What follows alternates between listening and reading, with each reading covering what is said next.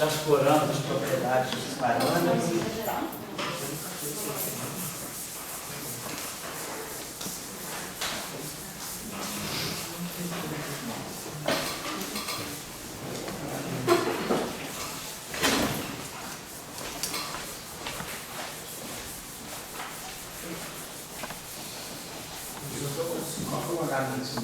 Oi? A galinha? Isso. Isso. Então a galinha do laboratório. A galinha mini. Todas as componentes. A galinha 00, 0i e I. Todas as componentes da galinha. Vamos lá. Deixa eu ver só se tem mais um que eu poderia explorar aqui.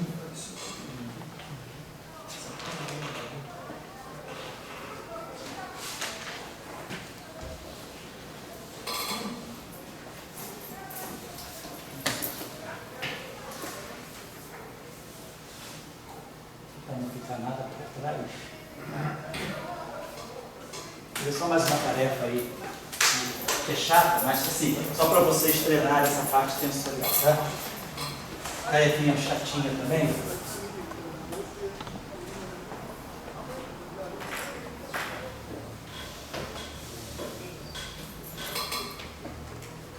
Ela é inútil, mas necessária, tá? Um dia na vida a gente faz para nunca mais. Só para treinar essa questão tensorial. É o seguinte, vamos supor que eu agora, como nós temos as transformações de lá. Então, supor que a gente tem a seguinte situação. Então, nós temos aqui.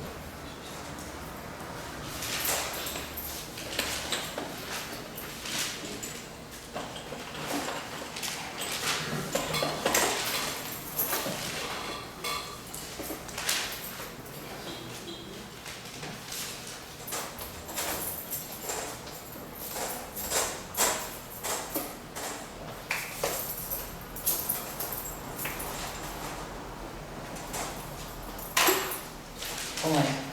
A tarefa seria a seguinte. Então, eu tenho um sistema de referência aqui. Estou fixando esse sistema no laboratório.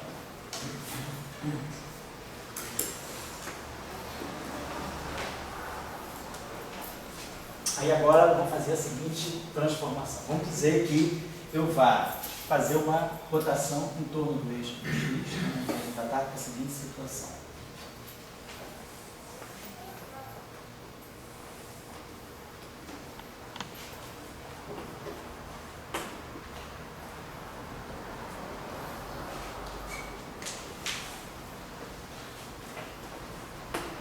Então, eu vou fazer uma rotação de um ângulo θ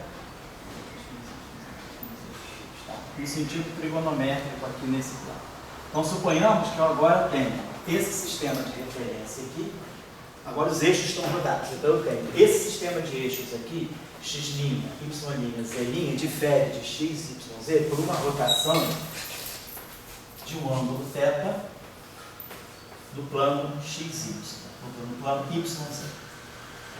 Então, eu fiz uma rotação, vamos dizer assim, em torno do eixo do x, vou chamar assim então de Rx. Uma rotação em torno do eixo do x de um ângulo θ. Tá? E agora, esse sistema de referência aqui esteja boostado sobre um boost com uma velocidade beta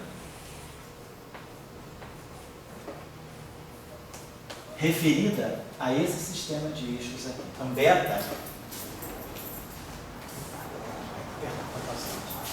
Então, vamos botar beta em relação a esse sistema de eixos. Então, esse sistema, vamos dizer, esse sistema aqui, como um todo, ele está caminhando com uma velocidade beta.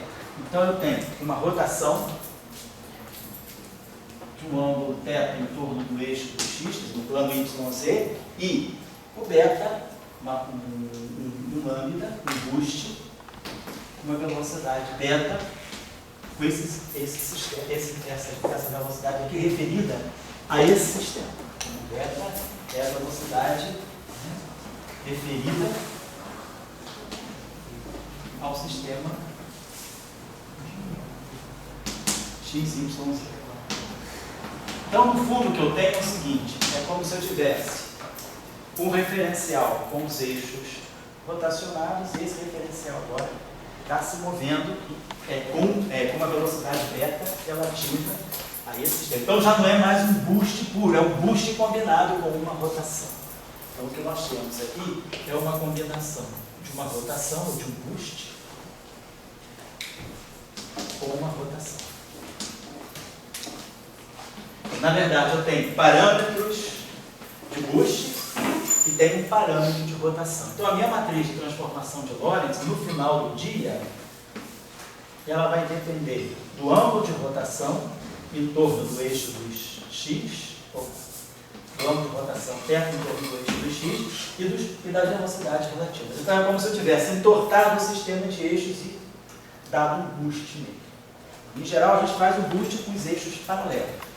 É o que a gente trabalhou aqui agora. Agora, não, rodo o sistema e dou o boost. Eu queria que vocês fizessem, quem quiser fazer, tira essa matriz aqui. Essa matriz aqui vai dar.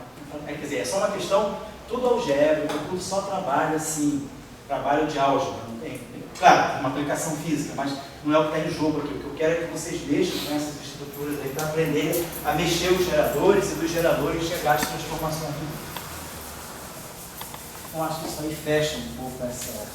Se parecer agora, vendo aqui e ali. Outra coisa, quem quiser se aprofundar, assim, trabalhar bem essa discussão da relação da notação covariante, não posso negar que o capítulo 11 do Jackson está bonzinho. Então, o capítulo 11 do Jackson, só para dar uma olhada, para não dizer que não viu, capítulo 11 do Jackson, não está mal, não. Um livro bom, onde isso é feito com bastante clareza, é o livro do Ronald Mann. Esse livro tem na nossa biblioteca. Esse livro é muito bom. Não é o título dele.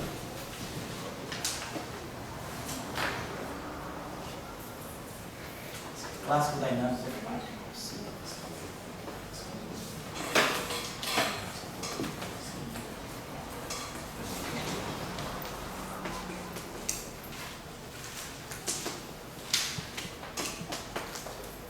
É o livro do Mann.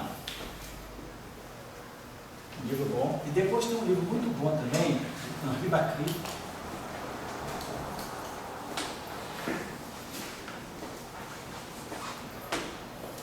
Que é um livro, ele tem um bom livro de teoria de grupo, mas ele tem um bom livro também de grupo de Lorentz. Então, é o livro do Henri Bacri sobre Lorentz. Ele faz uma descrição muito boa do espaço de Minkowski. Esse livro é muito bom também. E depois tem um outro livro também que eu gosto muito, que é o livro do professor Baruch.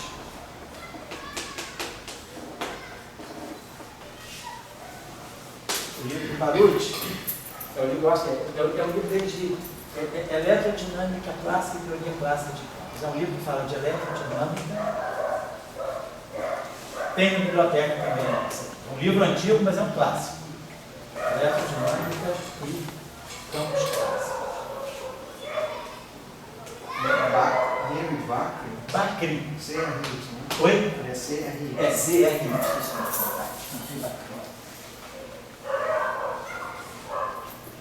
Esse livro é mais formalzinho, um pouco, mas é muito bom. O livro do Baruch, e tem o livro também. Se alguém quiser, estou dando assim, as fontes vão ser bem claro, cada um acha o seu livro, né? Às vezes o cara se identifica mais com um, mais com o outro, mas eu acho que esse livro aqui também é muito bom. Professor.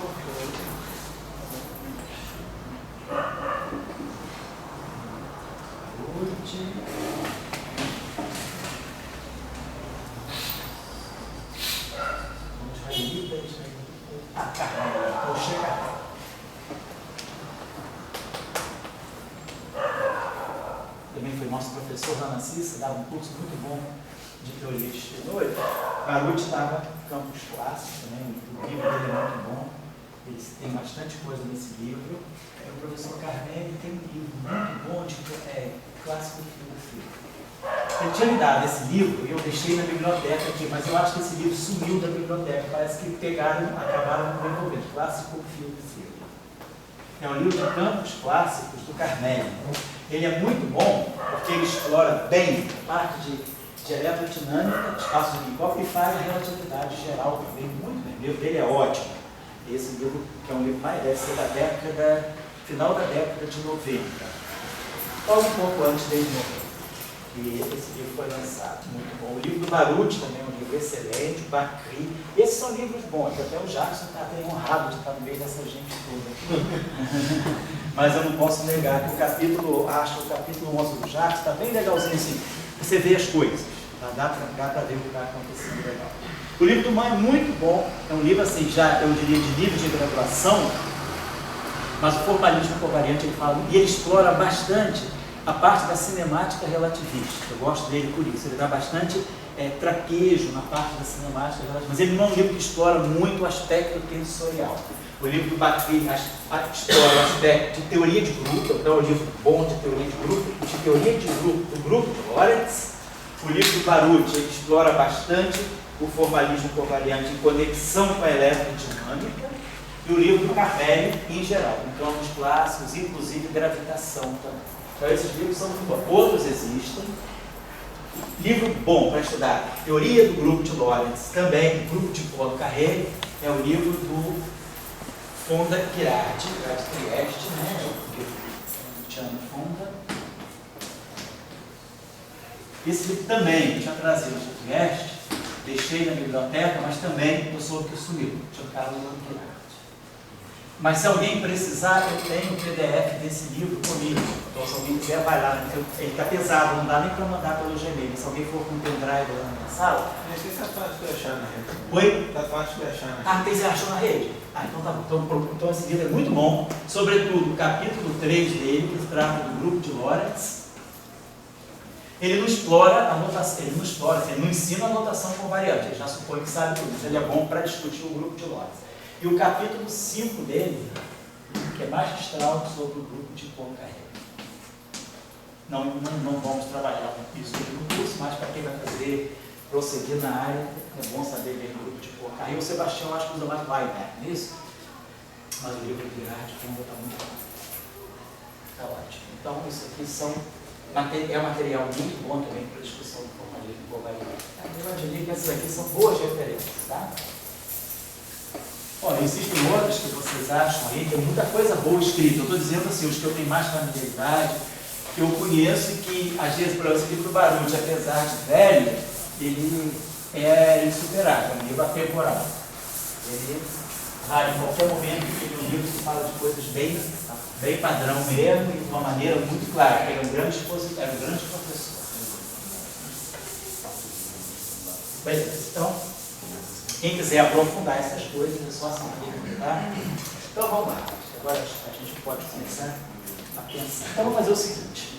Vamos voltar aqui e vamos ver o seguinte. Nós parametrizamos a nossa transformação de Lorentz, uma transformação de Lorentz no espaço, no sentido contravariante, quer dizer, essa transformação de Lorentz que eu estou usando aqui é a que está nessa, é a que vem do setor contravariante. Dado linha mi, nós estamos trabalhando essa para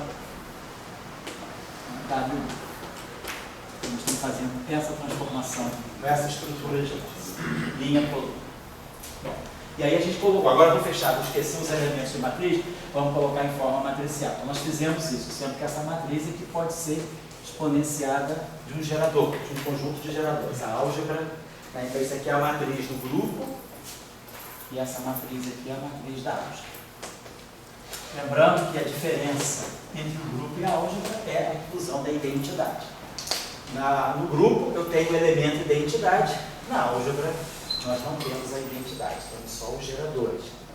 Então, por exemplo, no caso das matrizes SU2, o grupo é unitário. A álgebra de SU2 não é de matrizes unitárias, é de matrizes hermitianas. Então tem sempre essa relação. O que aqui nesse caso é a mesma coisa. O que é o grupo aqui é pseudo-ortogonal, as matrizes não são pseudo-ortogonais, elas são pseudo-antissimétricas. O que essa matriz lambda satisfaz é isso aqui. Ó. Lambda transposto, eta, lambda, igual a eta. Então, isso aqui é a propriedade do grupo. Então, a gente já viu, eu posso, por exemplo, multiplicar essa matriz aqui por lambda menos, multiplicar a direita por lambda menos 1.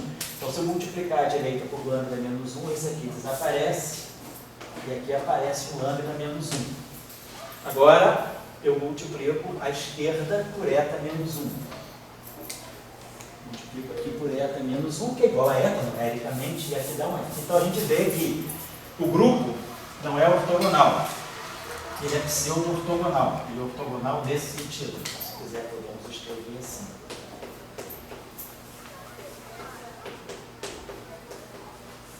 A matriz, né, transposta não é a inversa. Perde a ortogonalidade por causa da média. Se nós olharmos para a álgebra, o que acontece num grupo ortogonal SO típico? Né? Num grupo ortogonal, a relação de ortogonalidade é essa aqui. A métrica é a identidade. Então, o inverso é o transposto. Então, isso aqui é o que caracteriza um grupo ON. Se nós formos olhar a álgebra, então, essa relação, quer dizer, o que é inverso aqui é o transposto aqui. Então, quer dizer, menos ômega, se eu colocar essa relação aqui, eu ganho que ômega transposto é igual a menos ômega. Então, isso aqui é a álgebra ON. Então, o grupo é de matrizes ortogonais. A álgebra é de matrizes antissimétricas. Quando eu multiplico matrizes ortogonais, eu ganho matrizes ortogonais. Então, isso é o produto.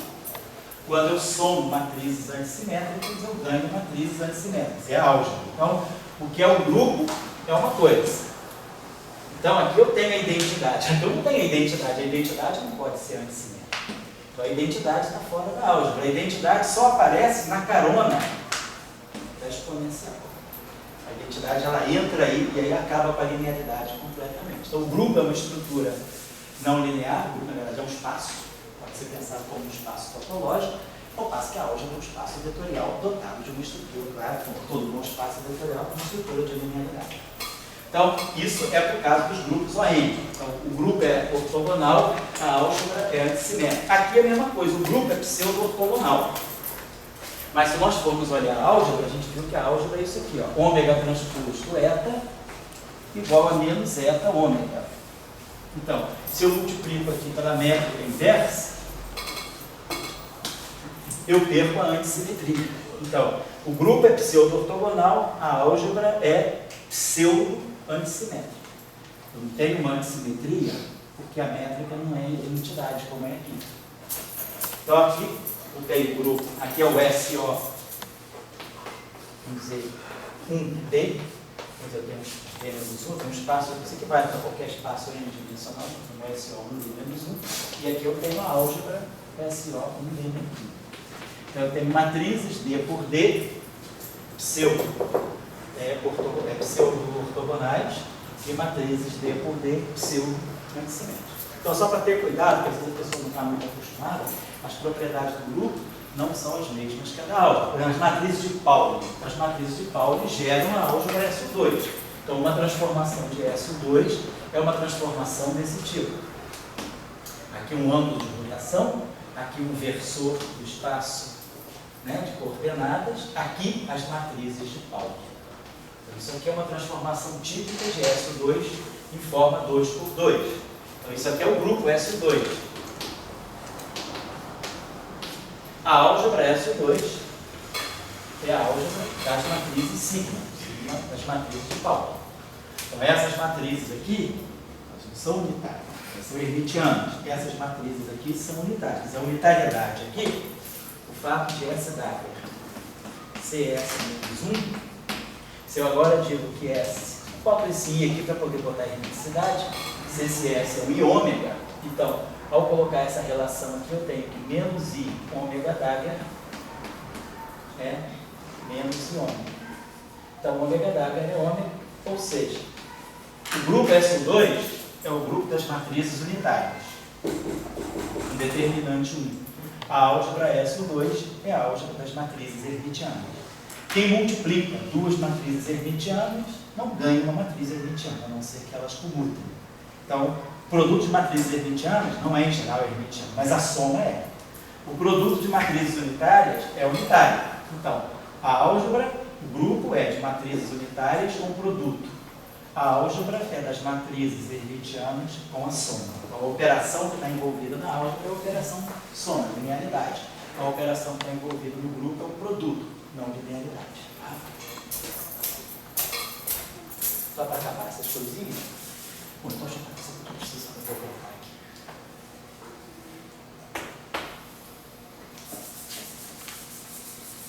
Bom, tudo isso é cultura inútil?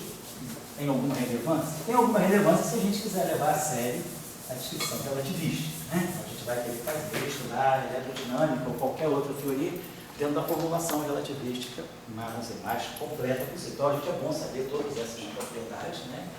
E precisar, a gente recorre, né? Tem livros bons sobre isso. Esses livros que eu tenho aqui são muito bons.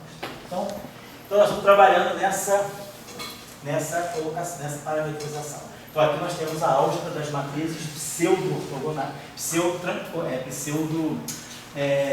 antissimimétrica. Como vocês viram, qual era a estrutura da matriz ômega? Quando nós olhamos a estrutura da matriz ômega, que nós deduzimos hoje, a estrutura era 0, A1, A2, A3, A1, A2, A3. Então, o setor misto, tempo e espaço, é simétrico. Mas o setor espacial, aqui eu tenho um SO3, nós temos visto, o que aparece aqui dentro é um gerador de SO3. Então, aqui nós tínhamos 0, um ângulo alfa,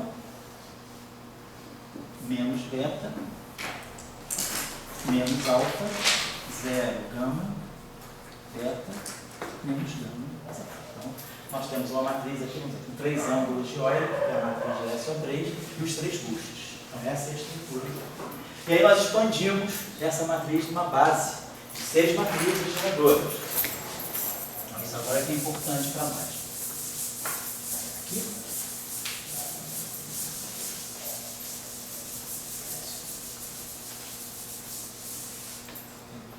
Então nós temos a nossa matriz ômega, ela vai ter sempre essa estrutura, né? Ela vai ter linha, coluna, que ela está seguindo esse padrão. Então os nossos 3 geradores foram, vou chamar assim, ômega TX. Por quê? É um boost, é uma transformação que relaciona T com X. Então nós vimos que esse boost aqui tinha esse gerador, 0, 1, 0, 0. 1, 0, 0, 0, mais tudo 0. Só salvava esse ladinho aqui, que é justamente o que deu para nós a primeira transformação de Lorentz.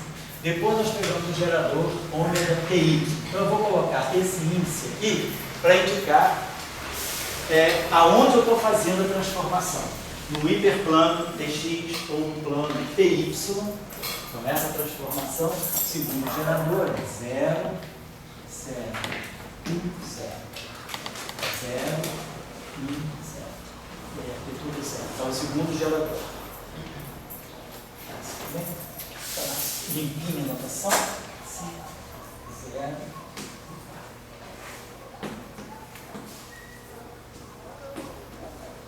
E aí o setor espacial é todo zero, não tem rotação. E aí uma rotação, um boost ao longo do eixo dos eixos. Então estou fazendo uma rotação, vamos dizer assim, uma rotação hiperbólica, né? Cosseno hiperbólico, cosseno hiperbólico do setor TZ. 0, 0, 0, 1, 0, 0, 1. Então, isso aqui é o setor dos boosts. Tá? Depois, agora, vamos para o setor espacial, para fazer uma rotação no plano XY, em torno do eixo dos eixos. Então, uma rotação no plano XY, o meu gerador, aí não tem boost nenhum.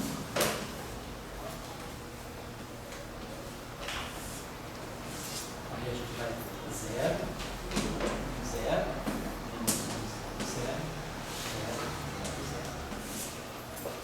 Uma rotação XY, YZ, vamos seguir o sentido trigonométrico cíclico. 0, 0, 0, 0.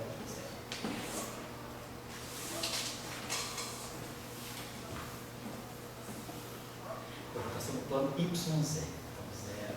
Rotação em torno do eixo do X. Então, não mexe no X.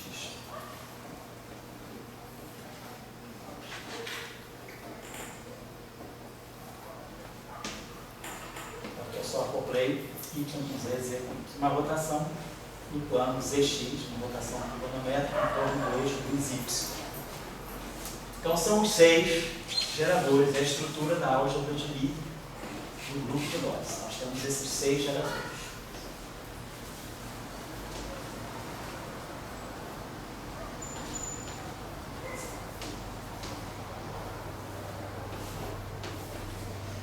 Perfeito. Vamos tentar agora buscar uma forma para esses elementos de matriz.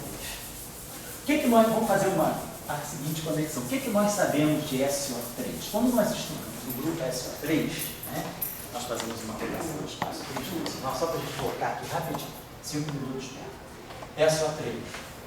Então, nós pegamos a álgebra das matrizes SO3 e a álgebra das matrizes antissimétricas. Então, eu tenho a matriz de SO3, é uma matriz 3x3 ortogonal, e a álgebra de SO3 é a matriz, que são as matrizes 3x3 antissimétricas.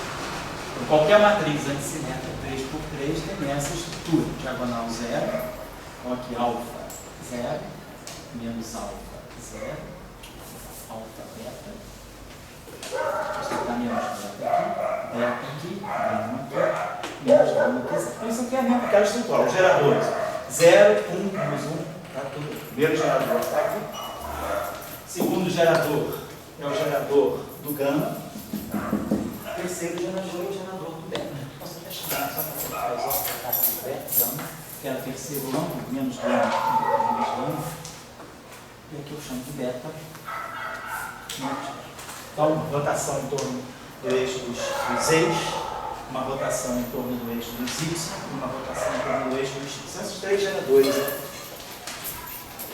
Só que no grupo SO3, geralmente o que a gente faz é o seguinte, a gente coloca o i, tradicionalmente, a gente coloca a expressão desse modo, coloca o i aqui, iônico.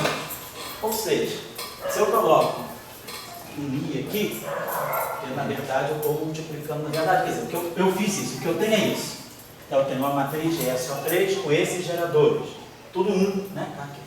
Eu posso escrever essa expressão assim, exponencial de i menos I1. Eu embuto um I aqui.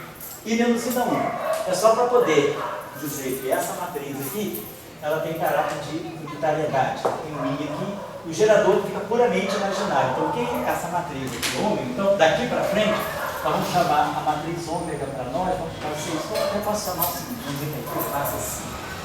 R exponencial de ômega. Então, isso aqui vai ser ômega minúsculo. Só uma questão de notação, tá? Não tem nenhuma mudança se o cara não quiser fazer isso. Então, isso aqui é a minha matriz ômega, totalmente real, tudo real. Eu posso, então, dizer que aqui é ômega.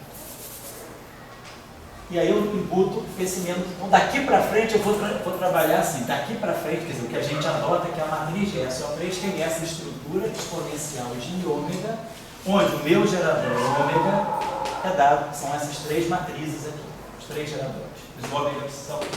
Então eu vou ter esse gerador, 0, i. Vou multiplicar todos eles por menos i. Então vai ficar 0, menos i, 0, i, 0, 0, 0, 0, 0. Então, claro, no final do dia tudo é real, porque esse i come esse i. Então, eu não estou mudando nada, eu estou simplesmente incorporando esse menos i aqui e o i aqui. Por que eu estou fazendo isso? Vai ficar claro. É uma questão só de convenção. Então, esse aqui é o gerador das rotações no plano XY. Depois, o gerador das rotações no plano YZ. 0, 0, 0, 0, 0, 0, menos i, 0, i, 0.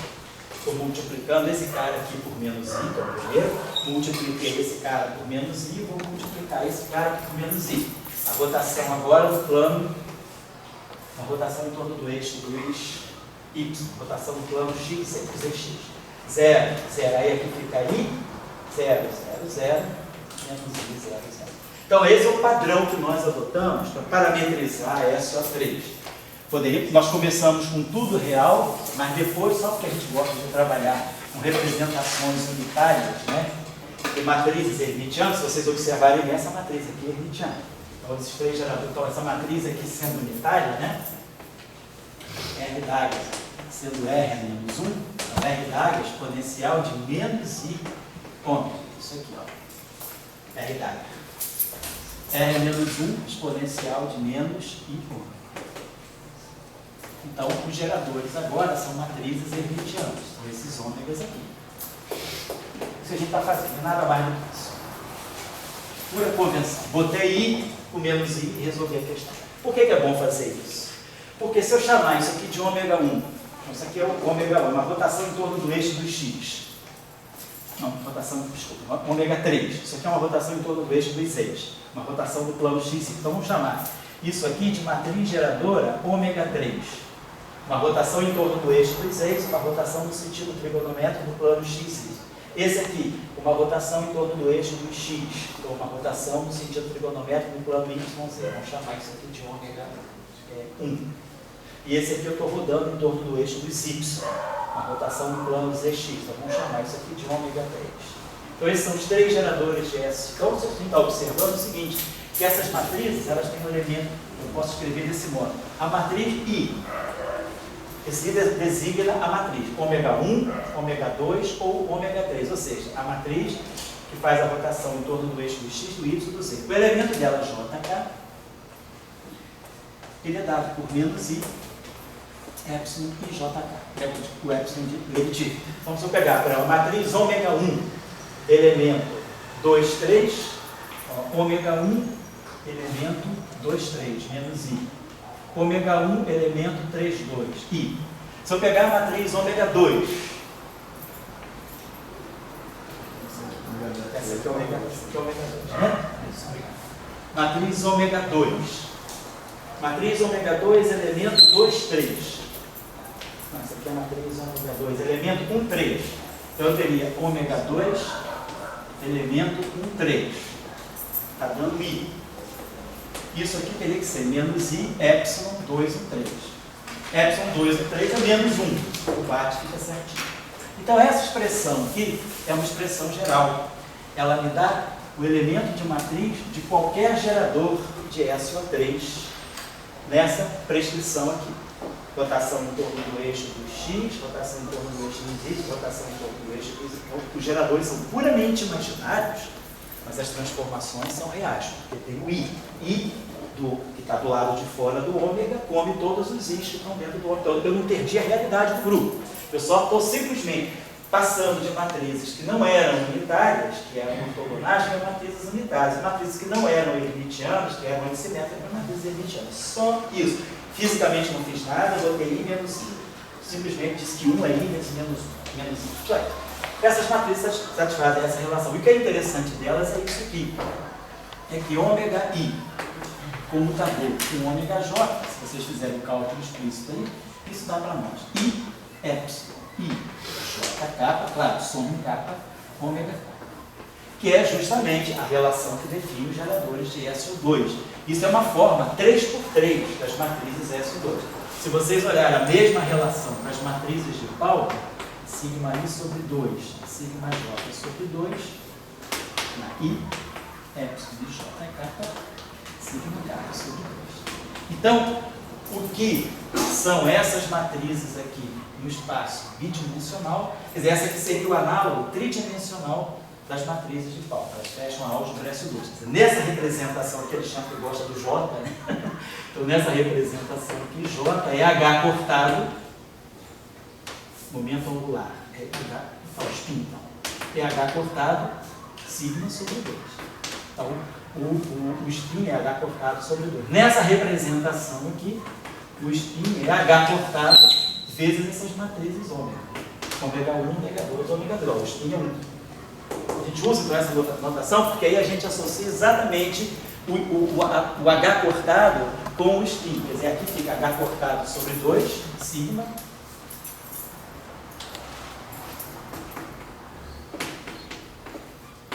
E aqui fica o H cortado, então aqui o spin é H cortado sobre 2, e aqui o spin é H cortado. Esses aqui são as matrizes, são os operadores de spin nessas representações. Então, por que eu fiz isso? A gente fez isso para poder só associar, ter essa álgebra aqui, porque se eu não colocasse esse I aqui, essa relação ia aparecer aqui sem o I. E aí eu não ia ter uma relação, uma associação direta com as matrizes de Pauli. As matrizes de Pauli definem essa relação.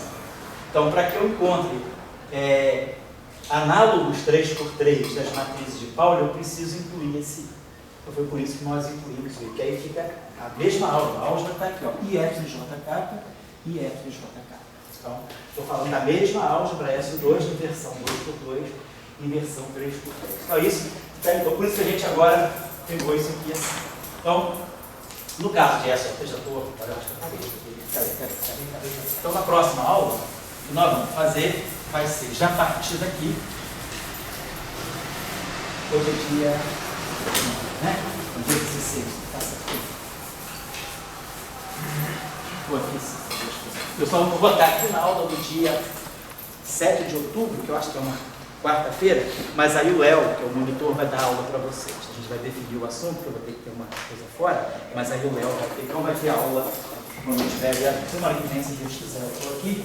Então, eu só queria adiantar com vocês, na próxima aula, o que nós vamos fazer vai ser pegar esses geradores aqui e dar para eles uma forma geral de elemento de matriz. A gente vai dizer o seguinte: eu vou ter geradores do tipo ômega mini. Nós vamos adotar essa notação. Ômega mini significa o gerador está fazendo uma transformação no plano mini, ou seja, pode ser 0, 1, 0, 2, 0, 3. São esses aqui: 0, 1, 0, 2, 0, 3. Depois, transformações no plano XY, YZ, ZX. Então, nós vamos adotar o seguinte: que vamos ter esse índice aqui não é índice de elemento de matriz, é o índice que especifica a transformação que eu estou fazendo. Então, eu estou fazendo uma rotação no plano TX, um parâmetro de velocidade V. Esse gerador aqui, se eu trocar o T com X, ele vai trocar de sinal. Então, isso significa que eu vou estar trabalhando com objetos que são antissimétricos na troca desses dois índices, mas não é elemento de matriz. Essas matrizes aqui, como vocês estão vendo, elas têm elementos assim e assim. O que nós vamos calcular na próxima aula vai ser isso aqui, ó. Ômega mini, a específica matriz ômega mini, elemento, linha capa, coluna lambda. Então, isso aqui, esse par de índices define, né, o tipo de transformação, o tipo de rotação. Vou colocar a rotação entre aspas, porque eu posso estar falando de um boost também. A rotação no sentido minkowskiano. Então, eu vou especificar. Se eu fizer uma rotação XY ou uma rotação YX, eu estou trocando o sinal, ou seja, uma está no sentido trigonométrico e a outra está no sentido horário. Então, esse índice mini aqui é um índice que especifica o tipo de transformação. E como são 6 transformações independentes, quer dizer, ômega TX e ômega XT. Se eu pegar ômega TX, é essa matriz. Se eu pegar ômega XT, é menos essa matriz. O que eu fiz quando eu passei de uma para outra? Eu simplesmente mudei o sentido da velocidade. E aqui, quando eu fizer uma rotação no plano XY, uma rotação no plano YX, eu mudei o sentido da rotação trigonométrica para a rotação no sentido horário. Então, tem 4 índices em jogo. Esse índice especifica o gerador daquele tipo de transformação. E esses índices aqui vão especificar linha-coluna. Então, são esses índices que vão fazer isso aqui. Então, nós vamos estar fazendo isso aqui. W' igual a exponencial de ômega. Isso aqui tudo, essa matriz toda, depois de exponenciada, eu vou pegar o elemento, vou chamar então aqui de capa.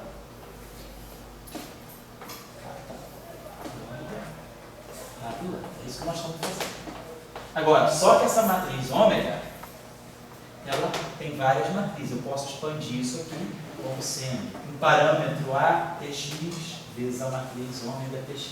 Esse ATX é aquele A1, etc. Então, os parâmetros estão embutidos aqui. Então, é isso que nós estamos dizendo. Esse ômega aqui vai especificar de qual gerador eu estou falando, e esses dois elementos aqui são os elementos de matriz. Então, a gente vai ter que propor, a gente vai ver que daqui vai sair uma expressão muito simples aqui, que a gente vai acertar o sinal na próxima aula, vai sair mais ou menos, vamos ver.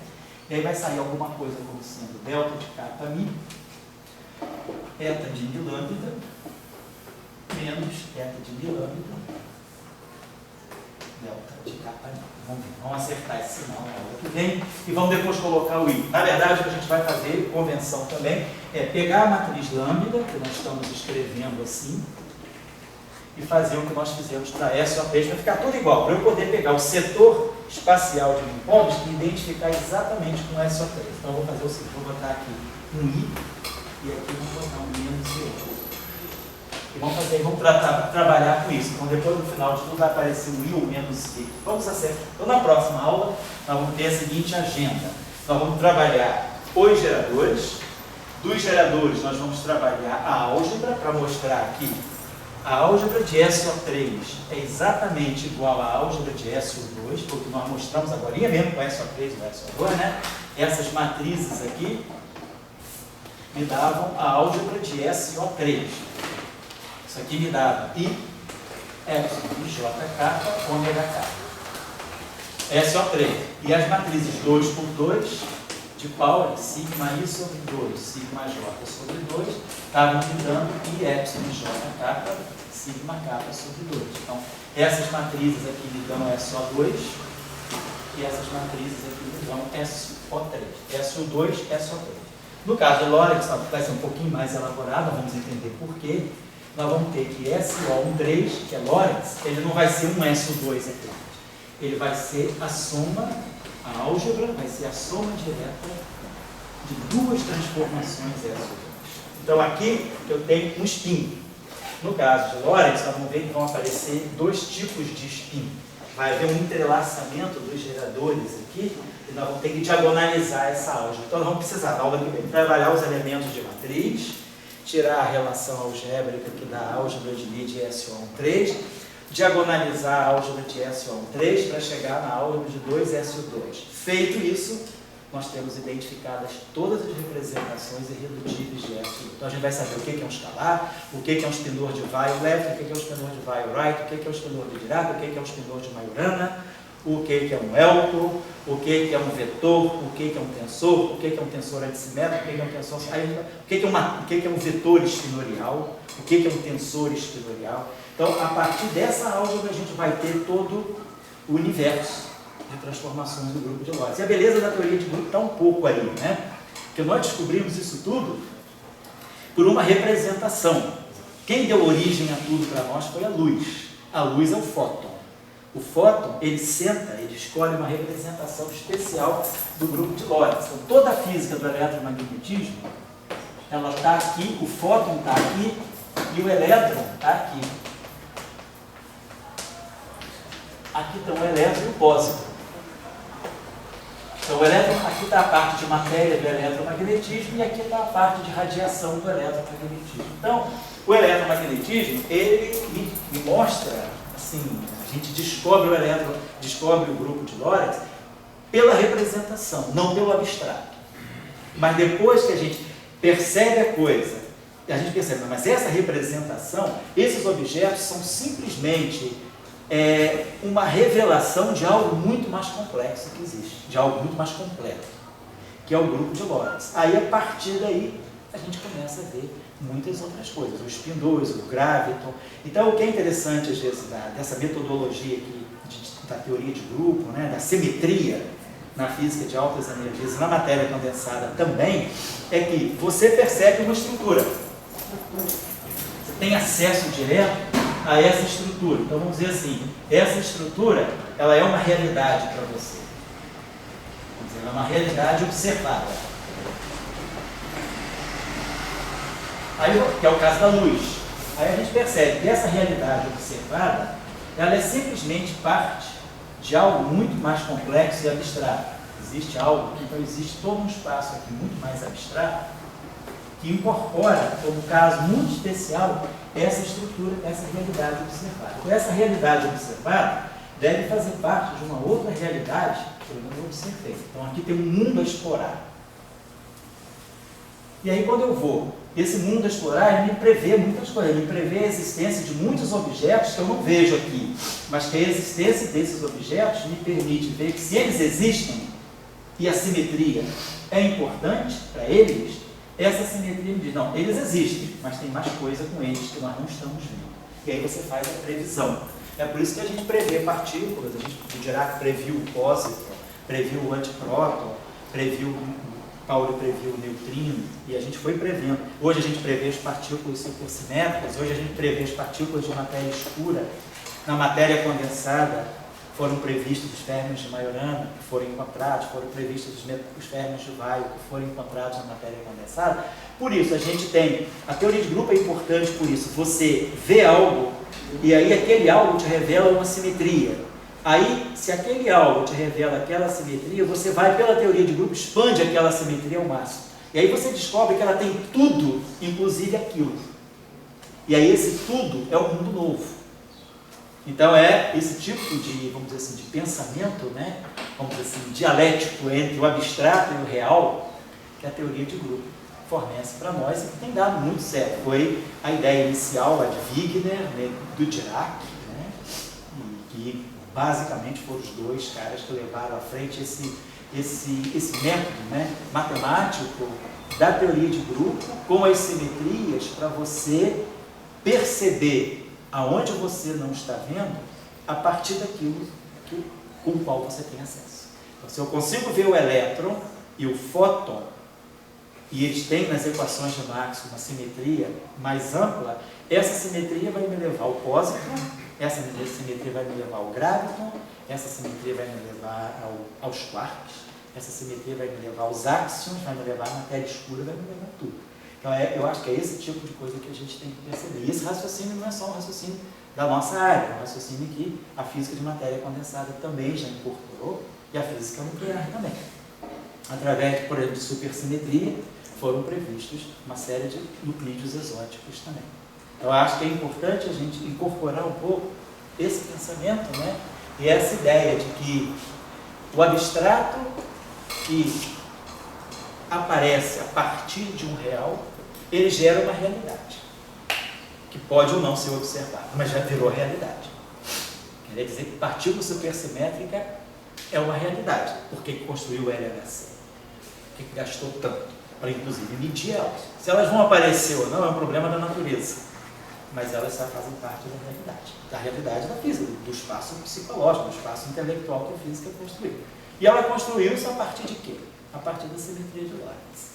A supersimetria, ela é uma evolução da simetria relativística. E aí, quando eu chego nela, eu descubro novas dimensões e descubro novas partículas, que a gente espera que sejam observadas. Se não são observadas diretamente, podem ser observadas indiretamente, como é o caso dos quarks. Ninguém viu um quark livre até hoje, mas ninguém nega que o próton é feito de 3 quarks.